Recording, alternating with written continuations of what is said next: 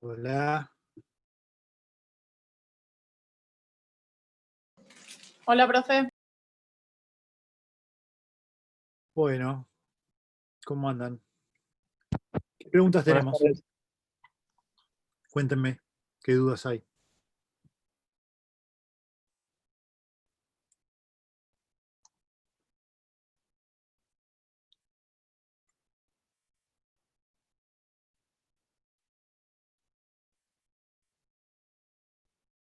¿Qué dudas tienen para tratar hoy?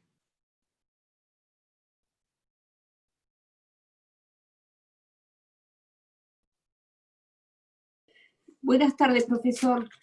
Sí. Yo le quería preguntar por algo que no tengo muy claro sobre el error de tipo, sobre Sí. cuando es vencible e invencible. Eso Sí. no me queda claro. ¿Cuándo es o qué consecuencia tiene? No, porque estaba viendo, digo, por ejemplo, por eso, ¿en qué consecuencias? Que no lo entiendo. Bueno, te digo las dos cosas. El error de tipo es una discordancia que hay entre lo que ocurre en la realidad y lo que la persona se representa sobre los elementos del tipo que se trate, ¿no? Por ejemplo, si se trata de un robo, sobre los elementos que hacen al robo, apoderamiento ilegítimo de cosa mueble, total o parcialmente ajena. No sabe que se está apoderando, no sabe o no comprende que la cosa no es ajena, sino que piensa que es propia. Cuando aparece un error de esas características, que recae sobre los elementos del tipo objetivo, se llama error de tipo. Y la consecuencia depende de la evitabilidad o del carácter evitable o inevitable. Si es evitable, quiere decir que si, habiendo asumido una actitud diligente, ¿no?, podría haberse representado correctamente lo que sucedía y no hubiera sucedido ese desfasaje entre lo objetivo y lo subjetivo, entonces puede ser responsabilizado por un delito imprudente, ¿no? Siempre que, teniendo en cuenta que el delito imprudente se rige por el principio de legalidad, es decir, un sistema de números cerrado, solamente se puede penar la imprudencia cuando está expresamente establecida en la ley, solamente si esa figura penal tiene el tipo imprudente. Ahora, si es un error de carácter inevitable, o sea, por más que hubiera puesto diligencia, de todas maneras iba a caer en el error, en ese caso entonces directamente no tiene responsabilidad, no se puede de alguna manera derivar a la figura imprudente, sino que directamente la conducta es atípica en función de la existencia de este error de tipo inevitable. Sería antijurídico.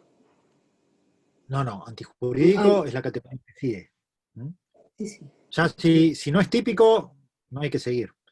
La teoría del delito se dice que es estratificada. Estratificada significa que lo primero que miramos es si hay una conducta humana voluntaria. Primer característica central, ¿no?, sobre la que recae la posibilidad de castigo, la conducta humana trascendente a terceros.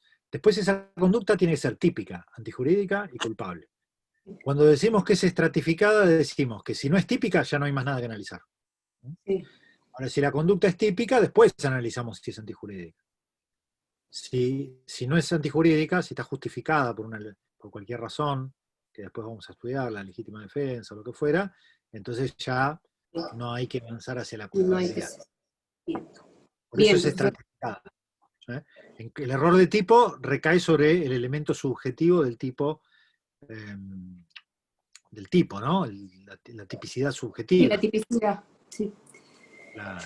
Con lo cual excluye el dolo, ¿no? Si excluye el dolo y es inevitable, ya es atípico. Si excluye el dolo, pero subsiste una posibilidad de imputación por imprudencia y hay tipo imprudente para esa conducta, entonces se lo podrá responsabilizar por imprudencia. Bueno, bien, ¿Bien muchas ahí? gracias. Bien, sí, ya me aclaró, gracias. ¿Quién más? ¿Qué otras dudas?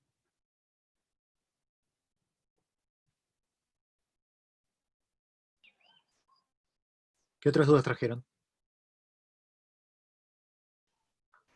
Profesor, yo tenía Sí, una escucho. duda con respecto a la diferencia entre el dolo eventual y lo que era un delito preterintencional. Bueno, eh, son dos cosas distintas, ¿no?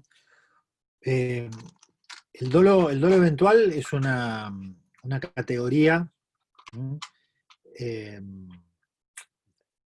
dentro de la cual se clasifican las formas de realización dolosa de una conducta. Puede ser directa. El sujeto tiene como foco central de su intencionalidad obtener el resultado, realizar el tipo y orientarse a la producción del resultado. Perfecto. El eventual, el dolo eventual, por el contrario, el foco de su acción o de su intencionalidad puede ser otro, Pero no obstante sabe que si lleva adelante ese curso de acción, es posible que realice un tipo penal y que su conducta concrete un resultado lesivo respecto a bienes jurídicos. No obstante sigue adelante. No obstante sigue adelante. No es el foco, no es que quiere matar, no está pensando, voy a matar a fulano porque me debe plata, ese sería el foco, el directo. Sino que dicen, mira, voy a correr una picada, a ver si nos divertimos un rato. Pero cuidado, es una zona céntrica, es posible que pase un resultado. Bueno, no importa, yo sigo adelante. ¿eh? Esa sería la diferenciación entre el directo y el eventual.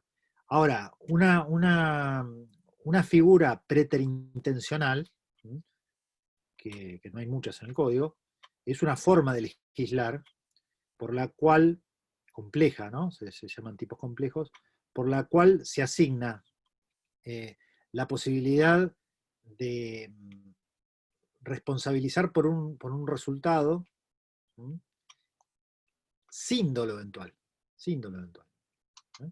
Es decir, yo realizo una conducta que no debería concretarse racionalmente en ese resultado, pero igualmente se produce. Por ejemplo, quiero golpear a alguien porque, porque, porque tengo una disputa personal, por cualquier razón. Y luego con un medio que razonablemente no podría avanzar más allá de eventualmente ser una agresión física.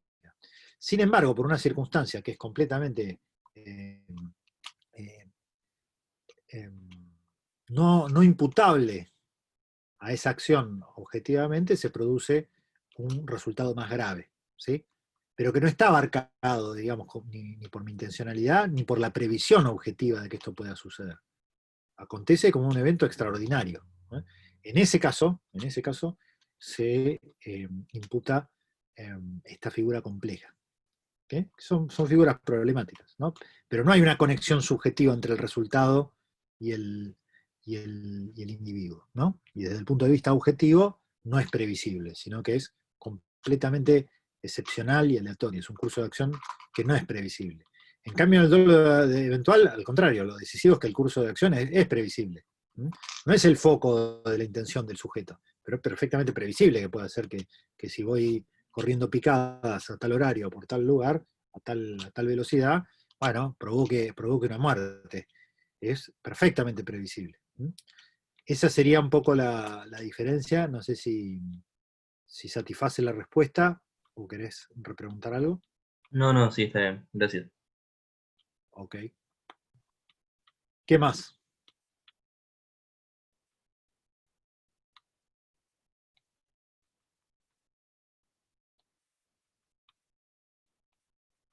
¿Qué otras preguntas hay?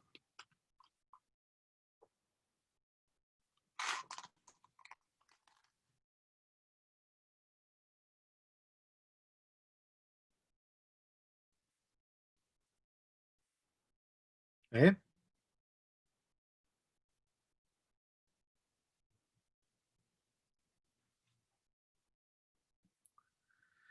En el programa, cuando desarrolla estructura y composición, se refiere a los elementos objetivos y subjetivos. Claro, en el tipo sí. La estructuración, saben, a partir del desarrollo de la teoría finalista, se analizan desde el inicio ya de la teoría del delito aspectos que tienen que ver con lo subjetivo, que para el causalismo, por el contrario, quedaban todos alojados en la culpabilidad como tercera categoría, ¿no? Lo que se analizaba previamente era solamente, desde el punto de vista objetivo, relaciones de causa y efecto, entre lo hecho y el efecto que se produce en la vida real, el resultado. Lo subjetivo, la intención, la motivación, la finalidad, todos esos elementos que eran objetivos iban a la culpabilidad. Con la teoría finalista, ya el concepto mismo de conducta o de acción viene guiado no por el acontecer causal, lo que pasa objetivamente en el mundo, sino por la guía final, hacia dónde conduce el curso de acción el individuo. Eso es lo central. Con lo cual, todas las categorías tienen algún contenido subjetivo. Y a partir de ahí, el tipo se estructura como tipo complejo. Tipo objetivo y tipo subjetivo. Cuando se habla de estructura, se habla de eso. Y bueno, y los elementos, como dijimos ayer, ¿no? Para el doloso, para el culposo, para el omisivo.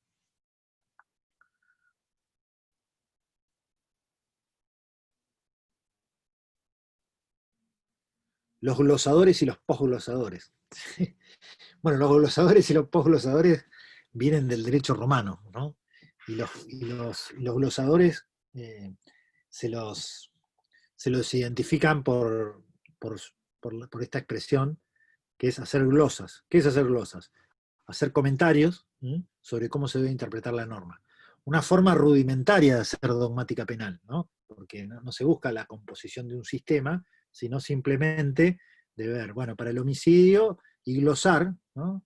Glosar significa eso, anotar al lado, eso es glosar, anotar al lado cómo se podría interpretar determinado tipo penal. Es una, digamos, dentro de la historia de la dogmática, bueno, unos primeros intentos de generar métodos interpretativos que obviamente no son los actuales, que procuran sistematicidad, que van guiados por escuelas de pensamiento como el causalismo, el finalismo o el funcionalismo, que ponen en juego, digamos, categorías analíticas sobre cómo se producen los acontecimientos, qué es lo importante, si las relaciones físicas de causa-efecto en el mundo, si el contenido ético de las conductas de los sujetos, si las funciones sociales que cumple la pena dentro del Estado. Es decir, evidentemente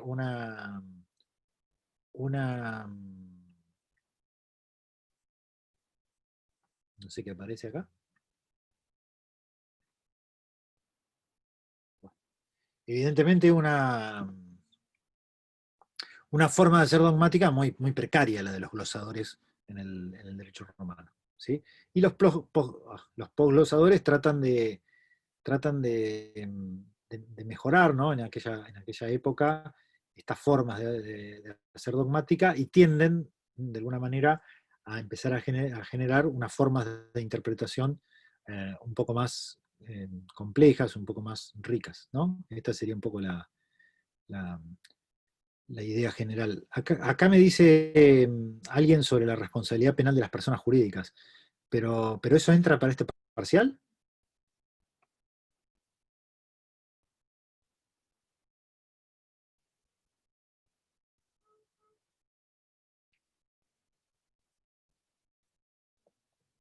¿Entra ese tema para este parcial, chicos?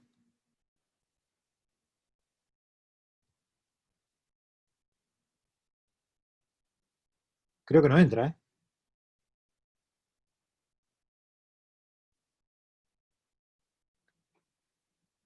De todas maneras lo comento, pero la teoría de la responsabilidad, Yamila pregunta. ¿Se habló en clase de este tema, Yamila?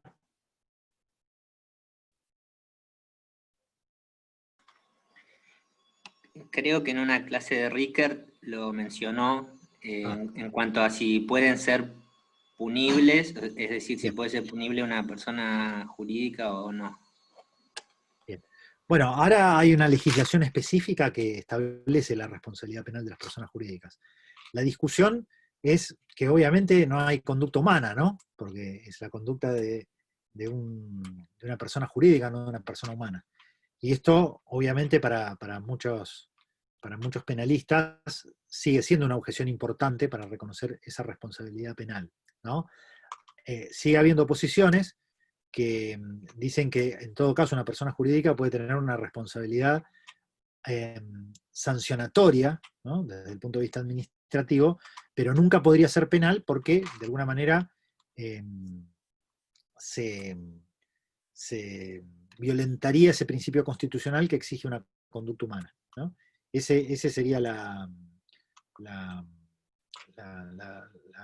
principal objeción. Para Baigún, que es el que se menciona, sí, específicamente, él considera que sí, que las personas jurídicas pueden ser sujetas de responsabilidad, con lo cual, él dice, la teoría del delito debe mantenerse intacta, solamente que deben hacerse ajustes en el concepto de acción y en el concepto de culpabilidad, que son los dos conceptos que podrían presentar problemas desde el punto de vista de estas posiciones críticas.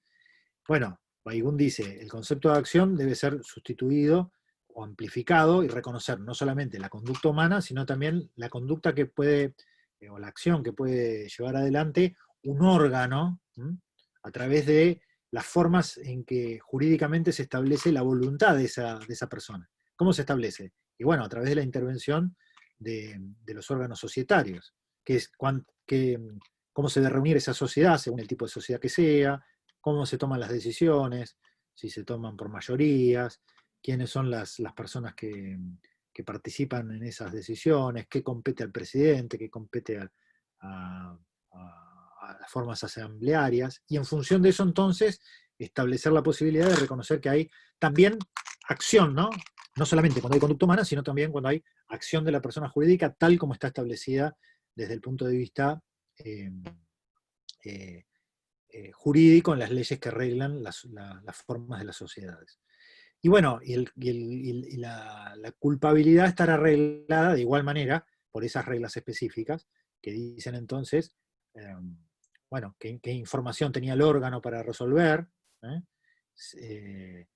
que, bueno, la capacidad de actuación, obviamente, acorde con las exigencias de la capacidad de culpabilidad. Es decir, de alguna manera lo que propone Baigún es reajustar las categorías de acción y culpabilidad para poder lograr consecuencias penales para las personas jurídicas. Sintéticamente, más o menos, sería eso. ¿Ok?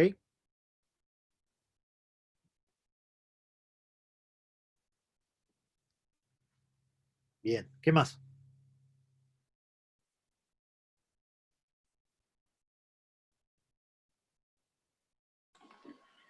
Profesor, yo tengo una consulta con respecto al tipo penal abierto, que Sí. no entiendo bien si en realidad hay un números clausus, digamos, de tipo penal cerrado, que es el que se aplica en Argentina, o si en el tipo culpable objetivo se podría aplicar el tipo penal abierto. Eso no me queda muy claro. Bien. Son dos cosas distintas. Son dos cosas distintas. Una cosa es el sistema de números clausus en materia de delito imprudente. Guarda, delito imprudente o culposo. Culpabilidad es la tercera categoría de la teoría del delito. ¿Sí? Una de las formas típicas, primer categoría de la teoría del delito, es la imprudente o culposa. A veces, para no confundir entre culposo y culpabilidad, yo prefiero hablar de imprudencia, que es un término que viene más de Alemania y tal, pero nos permite no entrar en errores. Hay tipos dolosos o imprudentes en la tipicidad. La culpabilidad es la tercera categoría. Eso aclaro porque vos ahí dijiste el tipo de culpabilidad o algo así, ¿no? Recién dijiste, guarda, tipo culposo. ¿Qué significa que los tipos imprudentes o culposos, los imprudentes voy a decir para no volver a confundir, se rigen por un sistema de números clausus? Significa lo que había dicho recién cuando contesté la pregunta de la diferencia entre dolo y entre error de tipo evitable e inevitable. Significa que solamente se puede penar si es que existen expresamente escritos como tipos culposos. No se puede derivar de uno doloso, uno culposo, si es que no está expresamente escrito en la ley. Eso difiere en otras legislaciones que tienen un número abierto, o sea, toda forma dolosa puede transformarse en imprudente. No es el caso argentino. Para que haya posibilidad de imputar, tiene que estar escrito como delito culposo. Ahora, eso es una cosa, números clausus. Ahora, la otra cuestión es que el tipo imprudente sea abierto. ¿Qué significa que el tipo imprudente sea abierto? Significa que el legislador dice, el que imprudencia, negligencia, conducta antirreglamentaria, causare la muerte a otro. Es decir, deja abierto el tipo para que el juez identifique cuál fue la imprudencia en el caso concreto, cuál fue la conducta antirreglamentaria. No dice el que pasando un semáforo en rojo mate a otro, sino que dice el que conduciendo en forma antirreglamentaria cause la muerte a otro. El juez se encarga de cerrar el tipo, con la apertura que le dejó el legislador. El que por imprudencia, el que conduciendo en forma antirreglamentaria. Y el juez identifica cuál fue el deber de cuidado concreto que infringió. Haber pasado el semáforo en rojo, haber ido a más velocidad de la admitida, haber circulado sin luces por la noche. El juez termina de cerrar en concreto cuál es la imprudencia. El legislador la dejó abierta y el juez la cierra. Por eso se dice tipo abierto, porque describe en forma general antirreglamentario, imprudencia, negligencia. Lo deja un poco abierto a que el juez concrete cuál es la conducta prohibida en el caso. No está predefinida por el legislador, sino que está redefinida en el caso por el juez. A eso se llama tipo abierto. ¿Está bien, Carlos, la diferencia? Sí, doctor, perfecto. Entonces, ese el tipo imprudente sería el único caso en el que el juez puede aplicar lo que se denomina tipo abierto. Ese sería Sí, el caso. el juez lo que hace, ¿te acordás el elemento básico del tipo imprudente? Es la infracción al deber de cuidado. El juez lo que hace es identificar en el caso concreto cuál es el deber de cuidado. Que eso no lo hizo el legislador antes, sino que lo hace el juez en el caso concreto. Por eso se dice que el tipo es abierto, porque queda al cierre que le hace el juez. La prohibición no está totalmente identificada. En el doloso dice el que matare a otro. Ahí ya está, dice que es bueno. La conducta es matar. Acá, ¿cuál es la conducta? Y bueno, el que por imprudencia. ¿Y por imprudencia qué es? Y pasar el semáforo en rojo. Entonces el juez se encarga de decir en concreto que la infracción al deber de cuidado es pasar el semáforo en rojo. El legislador lo dejó abierto. ¿Bien? Sí, doctor, gracias. Perfecto. ¿Qué más?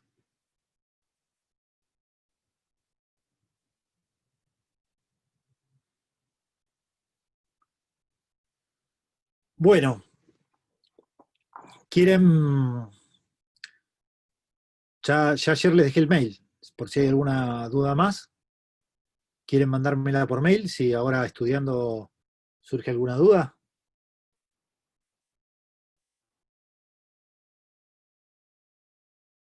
Yo trato de responderlas el domingo a la mañana, si les parece. Gabriel Bombini, todo minúscula, @gmail.com.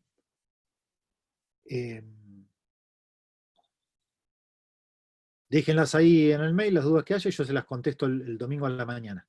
Cosa de que tengan tiempo, por lo menos con mi respuesta unas horas antes. ¿Ok? Si no hay ninguna otra pregunta, quedamos en contacto por mail. ¿Listo? Bueno, a estudiar mucho, y éxitos para el día lunes. Muchas gracias, profesor. Gracias. Muy bien. Gracias, profe. Chao, nos vemos.